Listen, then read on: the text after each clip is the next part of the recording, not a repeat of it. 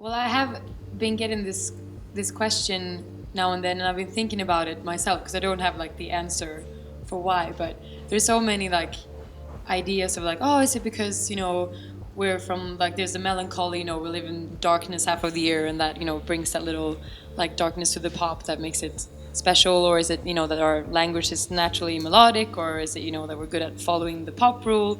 I'm not sure what it is, but I mean I'm surrounded by so many talented people, and they're just you get a lot of inspiration from each other that way, I guess, but I don't know. I think I grew up kind of like very safe, kind of from a posh area, in a posh area in Stockholm, and I was always a bit like looking for that kind of. I was just a bit fascinated by anything that was sort of, self-destructive, and that drama, and the kind of. I guess, chasing a bit of adrenaline rushes, I guess, somehow, and I think just the way that it was so different from the way that I lived and raised. There was always that kind of life of there's a plan, there's everything is stable, and I don't know, I was looking for something more chaotic for some reason. I'm just drawn to that. I don't know why, but I always have been.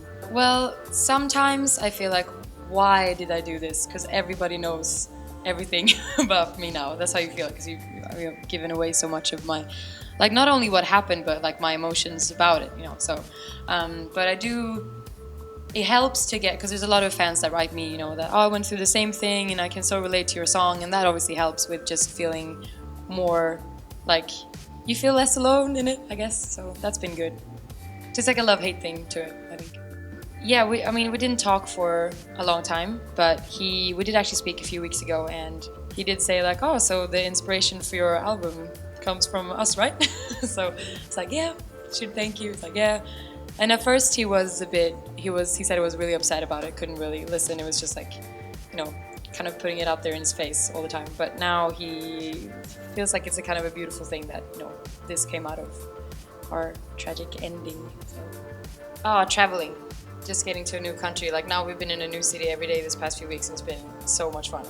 Because or at least like when we travel like this, and you're doing a different show in a different city, and you don't know what to expect. You have to be in the moment. There's no way to really because as soon as I come home, I have to deal with all this like everyday stuff, like paying bills and doing my laundry, and getting in touch with my family and friends, and like making sure that everything is working. Like when you're away, there's like all those things just go out the window. You can just be where you are, and that's what I love most about it. The links. Because of my name, yeah. Lo, so Tove Lo has been my nickname since I was very little. Tove's my name, and Lo kind of got added onto that because when I was little, I was at the zoo in Stockholm with my mom, and there was a lynx that was named Tove. So I kind of fell in love with this animal, like, Mom, that's me. So since then, I've had that nickname. So it's the Nordic wildcat. I feel like that. That's my animal. I was 11. And it was with my my best guy friend at the time, that he lived on an island across from where I lived. Like my parents lived by the water, so he lived on the island across, and we were at his house, I think. And I was staying over, we were watching movies and stuff, and then we kissed. It was kind of like, have you ever kissed anyone with tongue? I'm like, no. What do you mean with tongue? And then we tried it. It was kind of that kind of just steering, like just way too much emotion. We didn't know what we were doing, but yeah, it was fun.